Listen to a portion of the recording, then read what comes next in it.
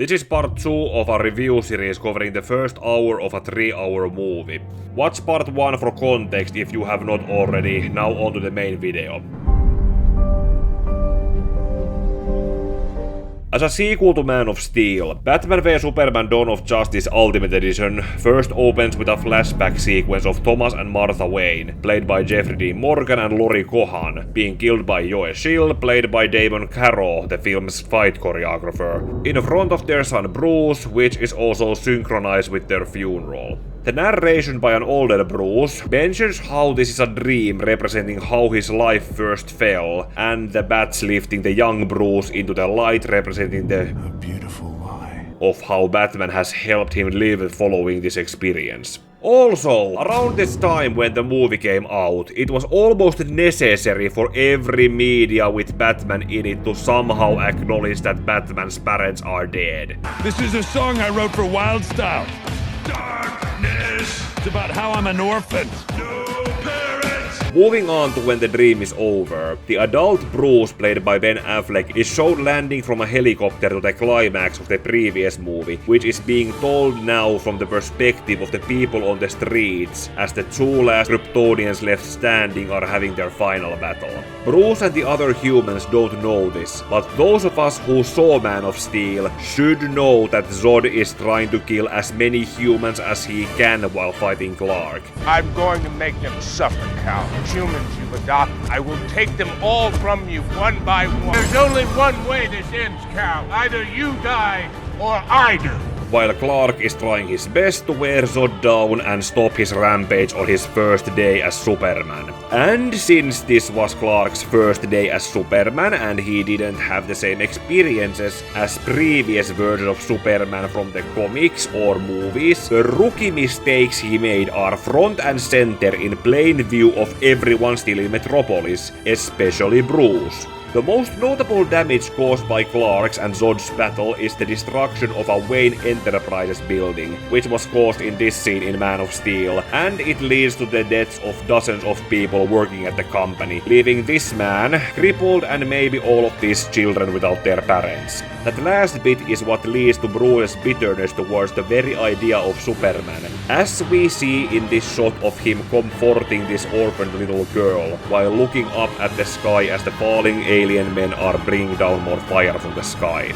18 months later, we are shown the wreckage of the Black Zero's second half, aka the Otherworld engine from the spaceship used by Zod's people at the Indian Ocean, where Clark destroyed it in Man of Steel. Some local divers swim down to the water surrounding the wreckage and surface some of the terraformed rock samples, which they bring to someone I can only assume to be a geologist. This geologist grabs a pickaxe and breaks the rock brought to him in half, opening it to reveal green glowing rock. Is it ever explained how this Kryptonian vessel full of kryptonite crash landed in the Indian Ocean?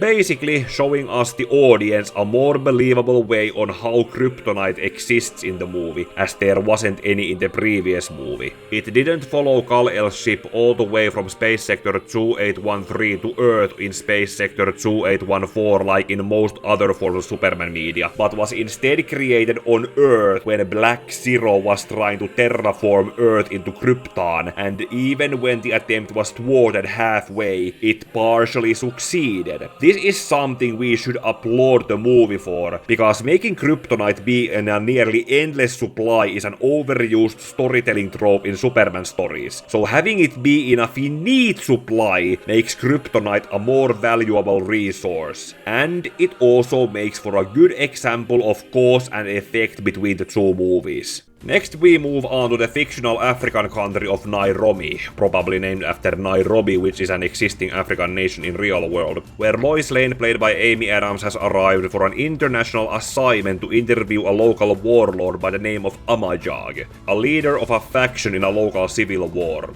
Lois is joined by a photographer played by Michael Cassidy, who claims to be Jimmy Olsen, but is in the middle of the interview exposed by one of Amajag's bodyguards, Anatoly Knaisev, played by Callan Mulvey, to really be a covert operative from the CIA sent by the agency to accompany Lois while carrying a tracking device in order to locate the warlord in his compound. And since the character is exposed as a non-official cover operative, I am going to once again bring up the common sense assumption of the CIA does not send their agents on covert ops and tell them to use their real names. This paragraph from Nock's Wikipedia page also suggests that this CIA agent was using the name Jimmy Olsen as an alias, and his real name might as well have been Stan Smith. Well, Stan, you've done it again. Your most fiendishly clever disguise yet. Even my own family would never suspect that I'm not Jimmy Olsen. Even if the end credits have his actor credited for having played Jimmy Olsen, being exposed as a Knock means that I'm going to treat him as a Knock. And remembering how Chris Terrio previously wrote the movie Argo, which earned him an Academy Award, and was about the Iran hostage crisis situation where a CIA agent named Tony Mendes was sent to rescue the hostages, Terrio should know this fact, because he wrote Mendes most of the time using his alias of Kevin Harkins when he was doing his job. So, this unnamed CIA agent clears Lois to the warlord for not having known about the covert op, and reveals that she was only used by the agency to make contact with Amayag in trying to propose negotiations with him. The warlord's response is a bullet to the head, which the CIA agent takes like a man not scared of death. His death is acknowledged by the agency, who respond by sending an armed drone to bomb Amayag's desert compound, regardless of the civilian left to the blast zone. There is a Defiant extraction team racing to save Lois from the upcoming drone strike, as she is taken prisoner by Amayag indoors of the compound, but they can't outpace a military drone. While Lois is not present as a witness, Anatoly gives his men a signal to start killing everyone else on the fort before they prepare to leave. In the theatrical 2-hour 30-minute version of the movie, this is all they do, while in the full 3-hour version, Anatoly is shown using a flamethrower to burn the bodies of the victims, also in setting it up to be in his arsenal, before leaving the compound and moving to a safe distance to watch as Superman arrives to neutralize the missile fired from the drone. Next, from Lois's perspective inside Amayag's fort, Superman arrives to find her held at a gunpoint by the warlord. Amayag threatens to shoot Lois, but making eye contact with her, Superman is able to signal her to relax and let him handle the situation by quickly flying and grabbing the warlord as he flies past them. This is what happens in the movie, but it does indeed look as if Superman flew through the walls pushing Amayag, as the scene is shown in real time without slow motion from Lois's perspective. However, if you look at this scene in slow motion and go through it frame by frame, we can see that when Superman flew through the walls, he was carrying Amayag under his body and broke the walls with his own head, or his own fist as shown in this fan art, meaning that the warlord lived through this and Superman did not accidentally kill him. Next, we need to acknowledge how the theatrical cuts and the full version's differences push the film's plot forward with the Nairobi incident. In the aftermath of Superman's involvement in Africa, the burned corpses left to the scene by Anatoly and found by the CIA give the impression that Superman killed Amayag's people, but not the warlord himself. It is an impression supported by this eyewitness named Kahina Ziri, played by Wumni Mosaku,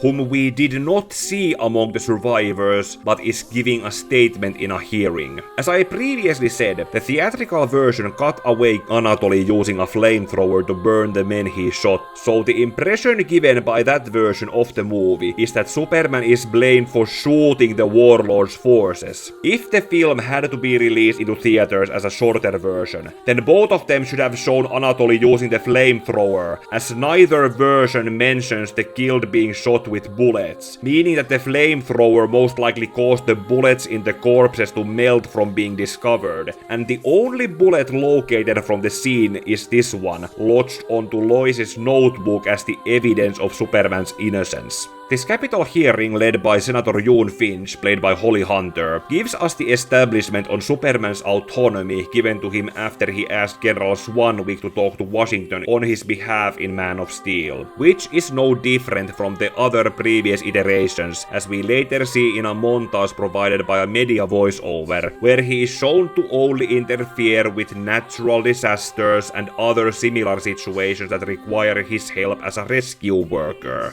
That is what Superman's role is in the world, as a rescue worker, and not as a vigilante like Batman who fights criminals. Whenever he learns about situations like in Nairobi or anywhere else in the world, Superman will go there to rescue people as a rescue worker. Before Lois's return to the States from Africa, we get to see the aftermath of Batman's actions in capturing a human trafficker who had kept these traumatized women locked in a cage in an abandoned building. Just like Superman's involvement in Africa being shown from Lois's perspective, Batman is shown from the perspective of these two police officers, and the scene is filmed like it's from a horror movie. I will talk more about this human trafficker who got branded with the bat symbol later in the video. And after that we see Lois return to her and Clark's shared apartment in Metropolis. Her distress over reliving the Nairobi incident gets put on a hold when she discovers the previously mentioned bullet from her notebook, which should be a confusing found because as far as she knows, no one besides the CIA agent was shot and the rest were burned.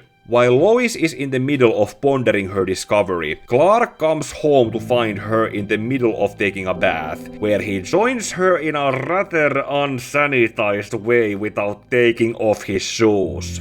Yes, Clark keeping his shoes on is what I find wrong with this scene. Before that happens, however, the exchange in dialogue between them gives the impression that Clark's activities as Superman have given him the attitude where he tries to do his best without caring about what people say about him, and that is a good thing. You've gotten a lot of heat on social media lately. I don't read that stuff. The fact that he ignores the worst things said about him and just keeps doing his best is what Superman should be doing, rather than try to talk back so that his words can be then turned against him. Superman doesn't have time for selfies.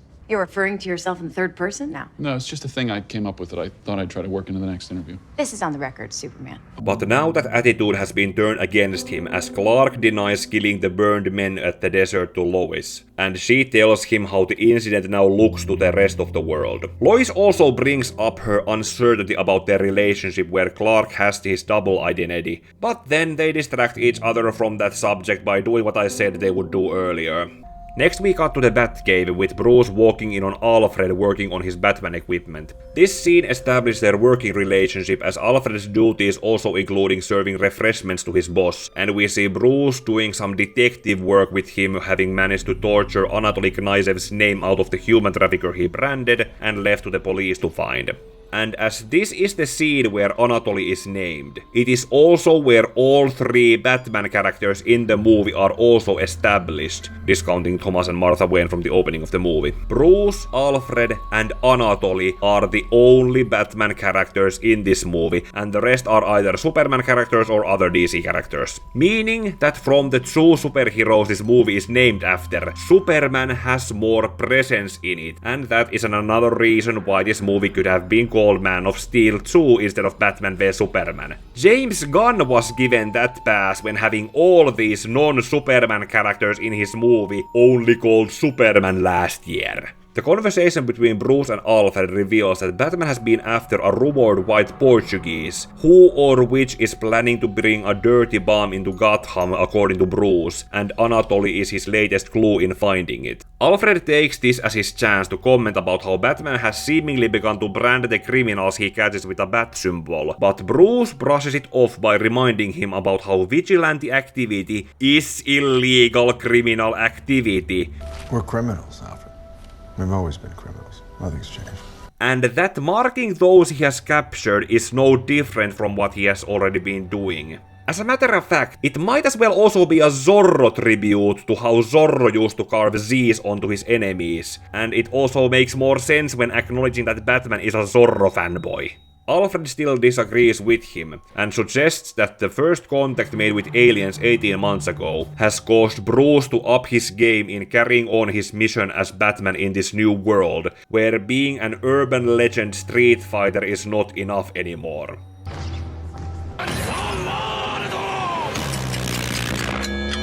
Back in my original review in 2021, this was the part where I picked up from my previous video in comparing the 1978 Superman movie to Man of Steel, and compared Gene Hackman's Lex Luthor to Jesse Eisenberg's portrayal in this movie, because Man of Steel didn't have a Lex Luthor in it. I'm not going to repeat the whole thing to pad this video too long, but you can pause the video and read it here for yourselves, while I'm just going to focus onto the main point of how several DC writers have during the years leading up to BVS focused on Lex Luthor's scientific prowess and justify it as the means of which how he used to found LexCorp, while also writing into his background that he used to be a victim of child abuse by his father. Those specific characterizations were written into the character by Mark Waid in Superman Birthright in 2004, Jeff Johns in Superman Secret Origin in 2009, and the Smallville TV show may have had its part in that too. Then when it came to the motivation for Lex Luthor's hatred towards Superman,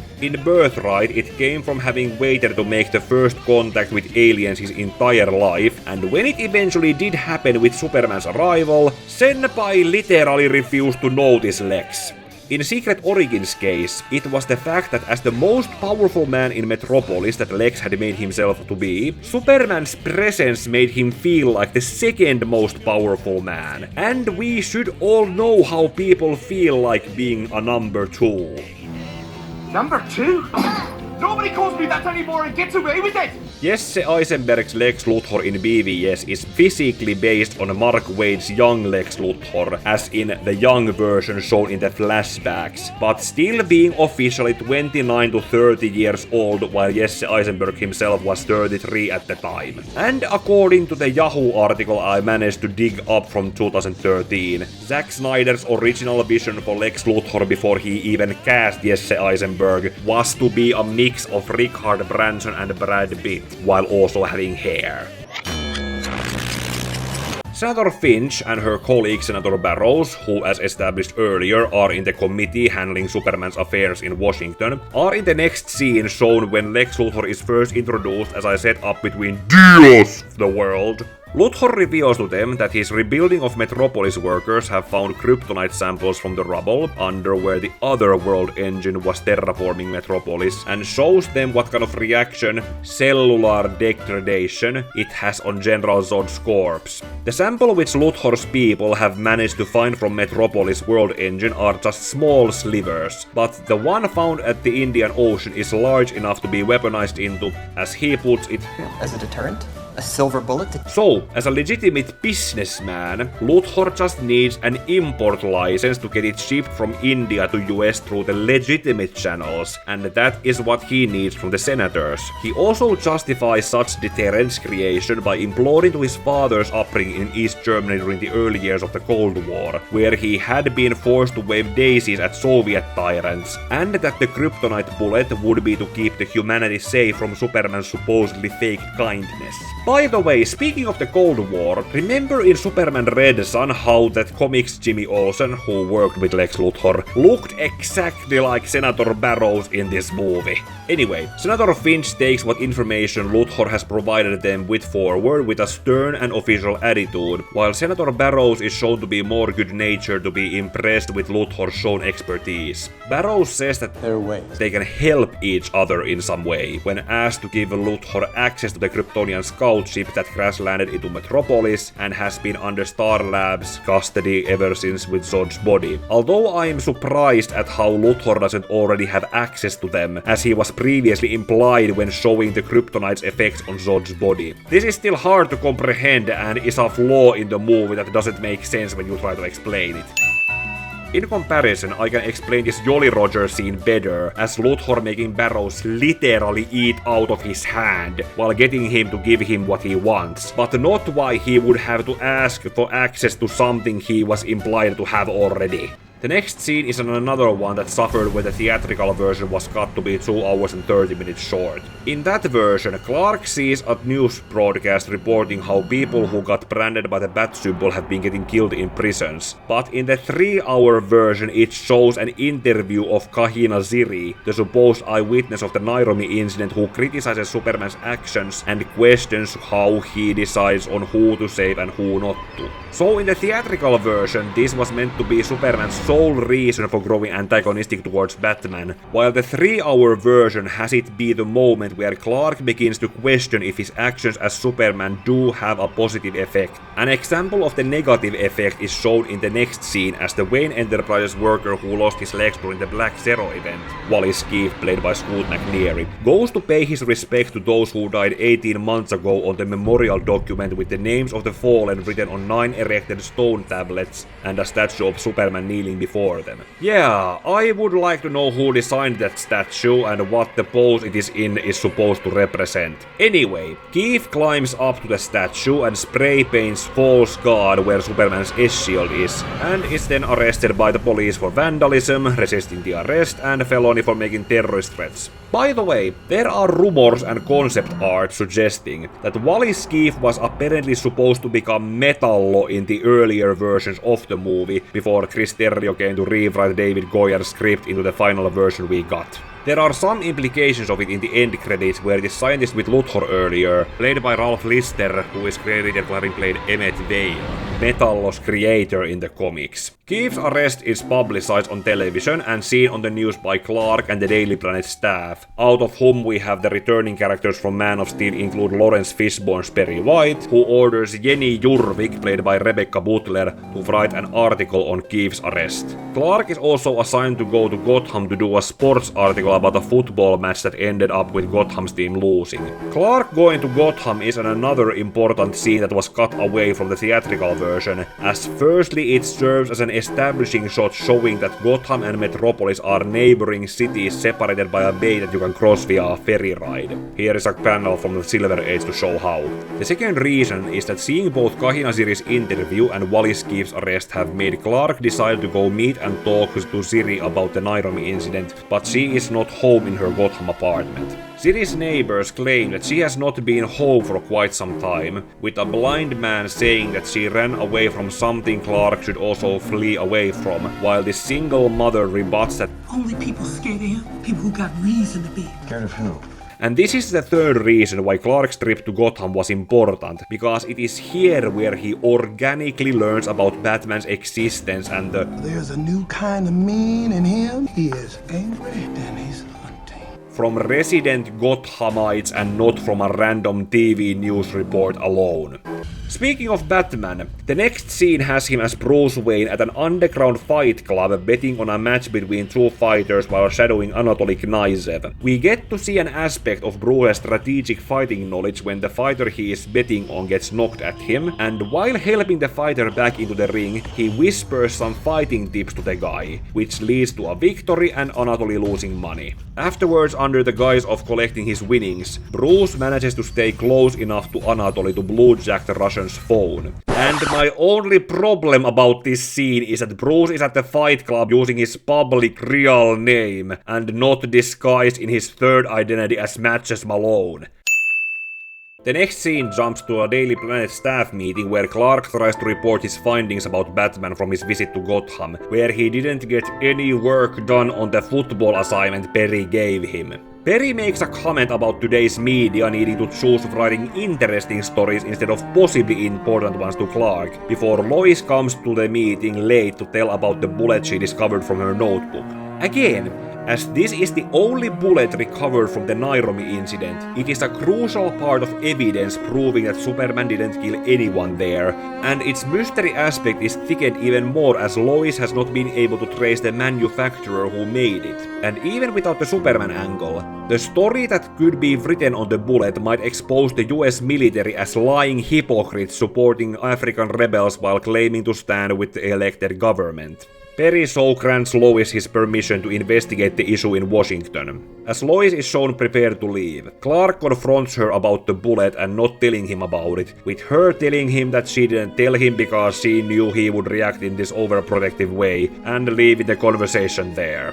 Watching her walk away, Perry gives Clark another assignment to cover a gala that night at the Metropolis Library, telling him that someone in the committee had requested for him to attend it. The following scene shows Senator Finch coming to meet Luthor, and if you're one of the people closer to the middle of this scale, you should be able to recognize that Jesse Eisenberg's performance as Lex Luthor in this scene begins with his character trying to brown-nose his way to please her, while also trying to appeal to Finch's compassion by talking about his dead father. When these attempts are revealed to go nowhere, as Finch reveals that she has blocked the import license on the larger kryptonite chunk found in the Indian Ocean, Luthor's facade cracks. He takes a second or two to compose his anger, and then tries to sound as non-threatening as possible while getting into her personal space. Finch is presented in this interaction as a much stronger-willed character than Burroughs earlier, and tells Luthor with some interestingly chosen words. Can I call you Jew?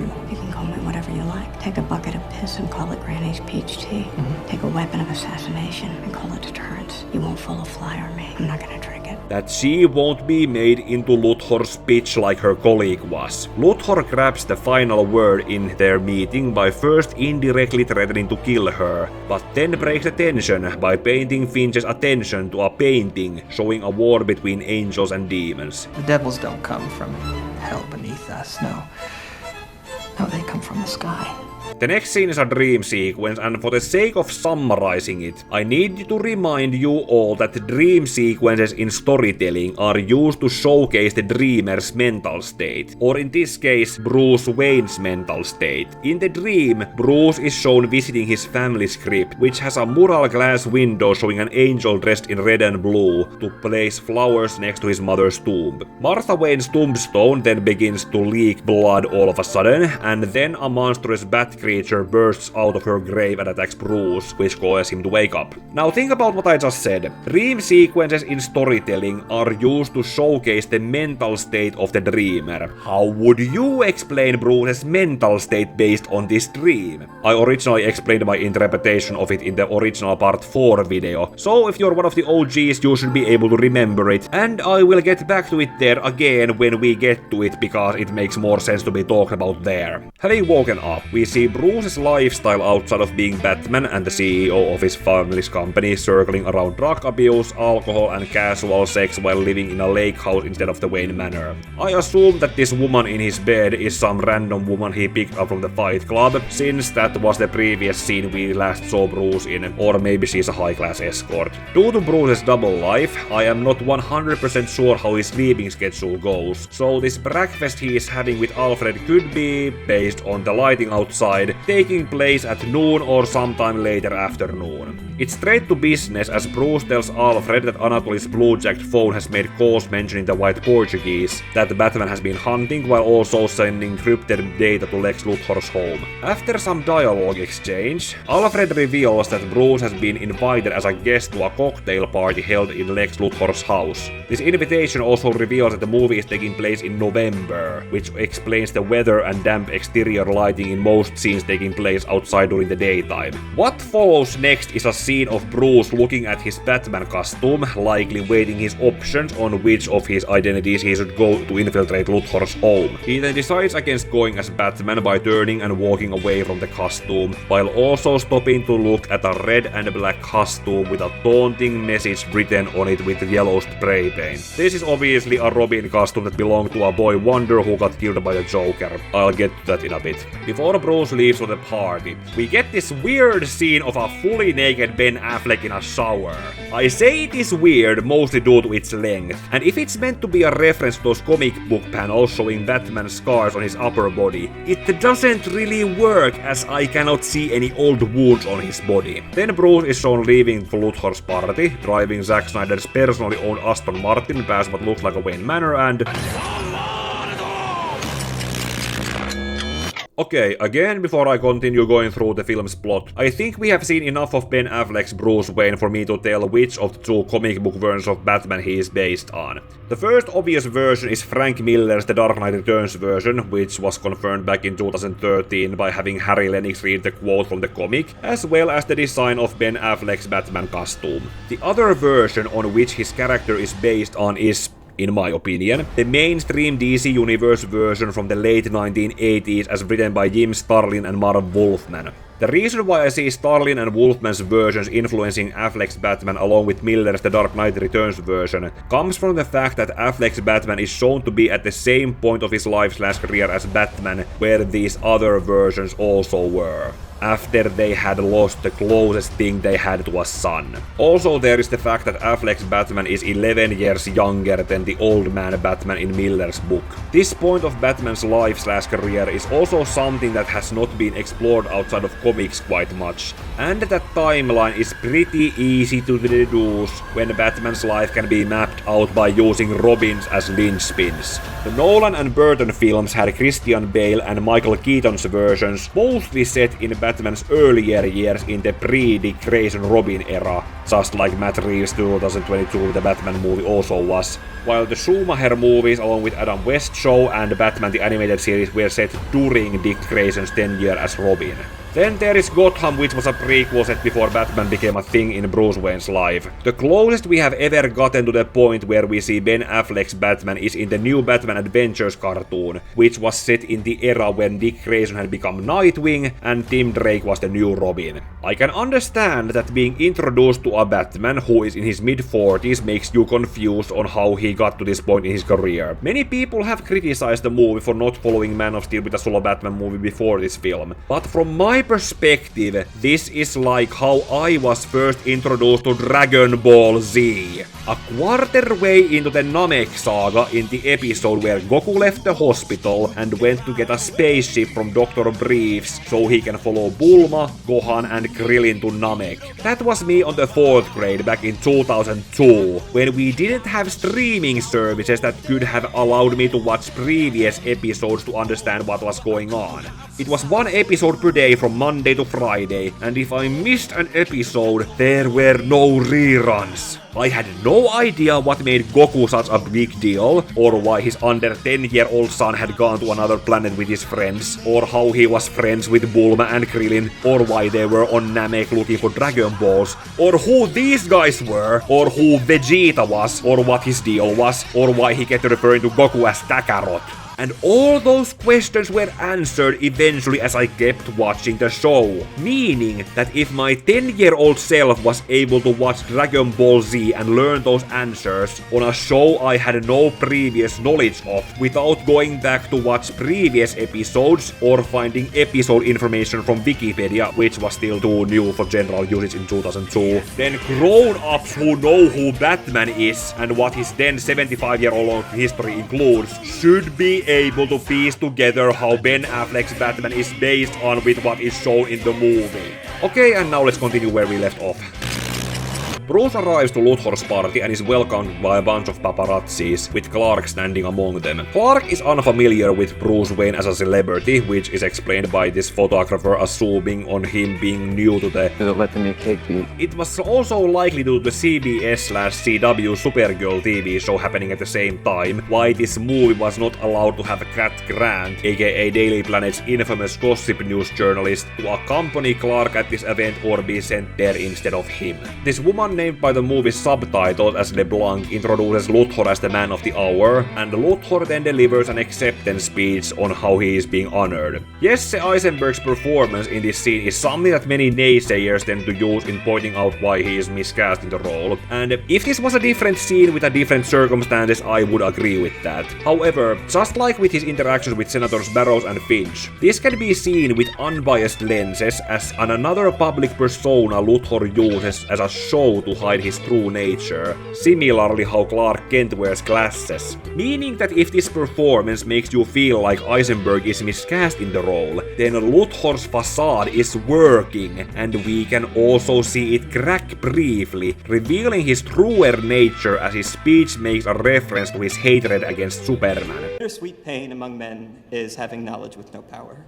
because that is paradoxical, and In the middle of Luthor's speech, Bruce separates from the crowd and contacts Alfred with his true intentions in Luthor's house. Clark Superhearing picks up their conversation, which causes him to see what Bruce is doing. I will talk more about the Superhearing when we get to part 4. Alfred, working from the Batcave on the Batcomputer, leads Bruce down to the server room where Bruce manages to install a drive to download what Luthor has on his computers. He is caught there by Luthor's assistant, who is supposed to be Mercy Grace by the way, but manages to play his public facade as a billionaire playboy who got lost looking for the bathroom while intoxicated to throw her off. Either that, or as we learn later in the movie, she knew that her boss wanted him to be there as a part of his plan. The download takes some time, which Bruce can't spend loitering in the server room, so Alfred sarcastically suggests him to go back upstairs to find his next female conquest. Some young lady from Metropolis will make you honest in your dreams, Alfred.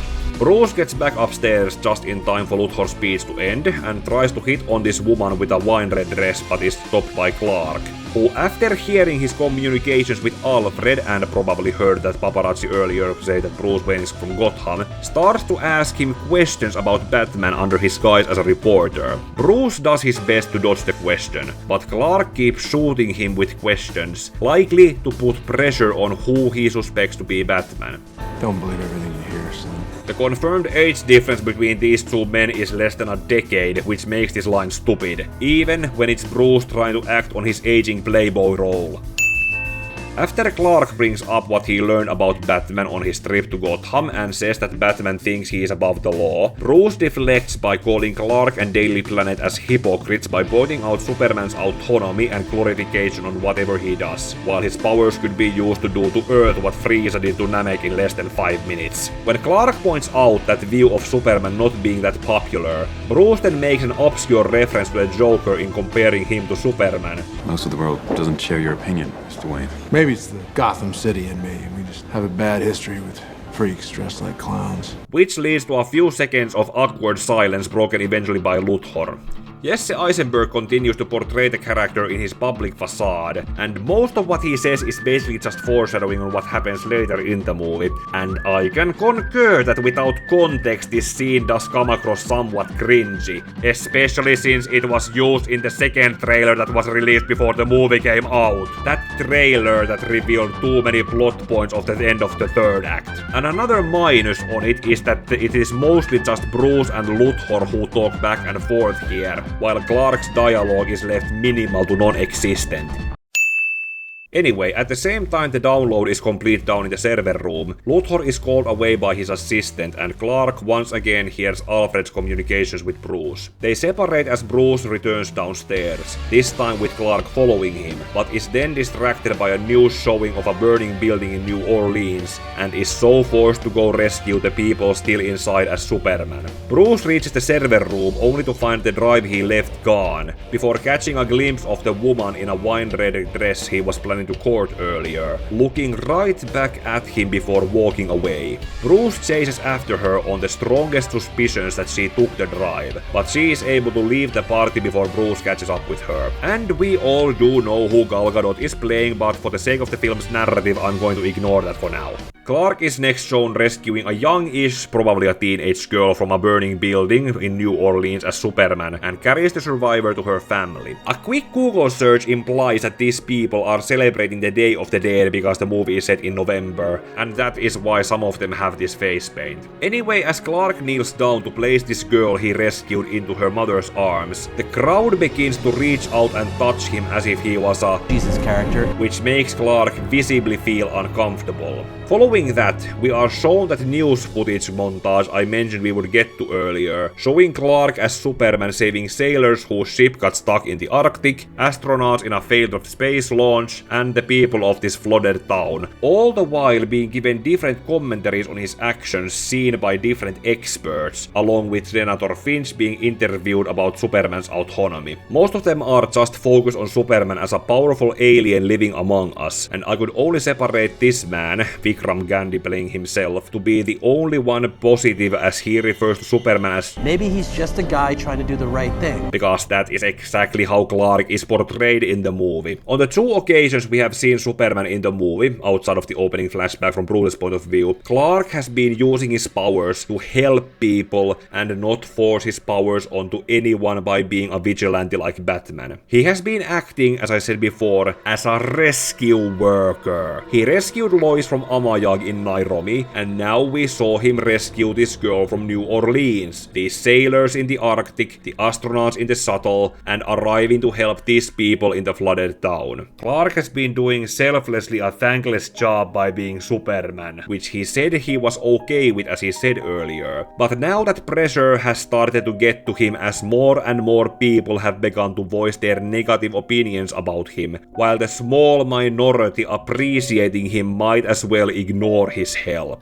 Watching these people talk about him on television makes Clark likely think back to what his father told him when he was a teenager and saved his classmates from drowning. When the world finds out what you can do, it's going to change everything. Our beliefs, our notions of what it means to be human, everything. You saw how Pete's mom reacted, right? And speaking of that point in Man of Steel, imagine if the teenage Clark was going through what this adult version is going through. Do you think he would have the maturity to deal with it as mildly back then as he is now? Conflicted about his situation, Clark calls to his mother, played again by Diane Lane, to try to ask for an advice, but probably having so much to ask is unable to find the right words. He only ends up asking, "How come Dad never left Kansas?" which is not answered by negative comments like "you let him die in a tornado," as some jerk trying to be edgy would say. Clark is asking how come Pa Kent never left Kansas to see more of the world during the time he was still alive. According to his gravestone in Man of Steel, he was 46 when he died and never left to travel the world outside of Kansas before or when he was the same age as Clark is now.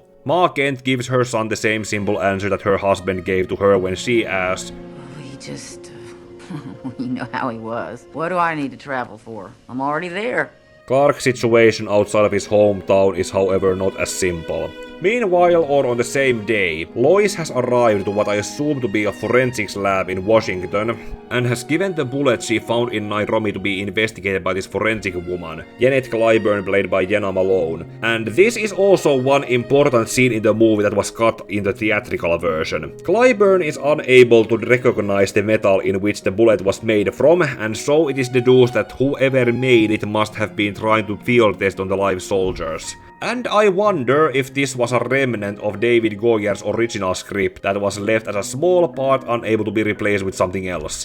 Clark has on his end gone to put what he saw on television behind himself, and is now reading up on the news reports on how Batman has recently begun to brand criminals he leaves for the police to find with the bat symbol. For some reason, these brandings have been causing these criminals to be treated violently or even deadly while in prison holding, which I have come to understand better in the last 5 years. Because they are the worst kind of criminals, like human traffickers. Like that one guy from Batman's first scene named Cesar Santos, who is being dragged through the prisoner holding to be transferred to general population, which he vocally protests in fearing for his safety because of what regular prisoners do his kind. And I wonder if Batman also branded pedophiles and rapists, who are likely not as sympathetic as Cesar is shown and later revealed to be in part 3. Anyway, in the same holding area, Wally Skeef is released on bail, which is revealed to have been paid by Luthor, who waits to meet Keith at his home. And here we get to the only F-bomb in this R-rated extended version. What the fuck do you want? Fun fact, by the way, I did not know that rated R means restricted from people below 15 years of age, and thought it was 18 until a few years ago. Mostly because in Finland we have K for kielletty, rating going from 3 to 7 to 13 to 15 and finally to 18. Moving on, I am not sure how these following events are supposed to lead on. Luthor gives Keith an electric wheelchair and a nice suit, so he can go meet Senator Finch and demand her to get Superman to appear at her next court hearing, with Keith appealing to Finch in his current situation being Superman's fault and begs to be able to face the Man of Steel. The time between Luthor's first meeting with Keith and Keith meeting with Finch cannot be something that just happened on the same day. And until now, the movie has been almost randomly jumping between scenes. I say almost randomly because I have been able to recognize some patterns between the transitions being done chronologically and being related to something similar happening at the time. So, if chronological real-time scenes taking place on the same day have been shown before now, what are all the other characters doing during the time before Keith goes to meet up with Finch? Okay, and as the first hour of the movie is coming to a close now, we see Anatoly telling his men implanted in the prison to go make the Bat Branch appear to be death sentence instead of a Zorro tribute, by having Cesar Santos get shivved by this big guy. Great cliffhanger to wait for part 3. Until then, do the usual stuff, aka like the video, comment what you have to say about this remade review, share it for more people to see so I can have more people watching for the next part, and subscribe to the channel if you're new. Also ding the bell to be alerted for the gaming streams I do 3 times a week for a chance to chat with me, and may your heart be your guiding key.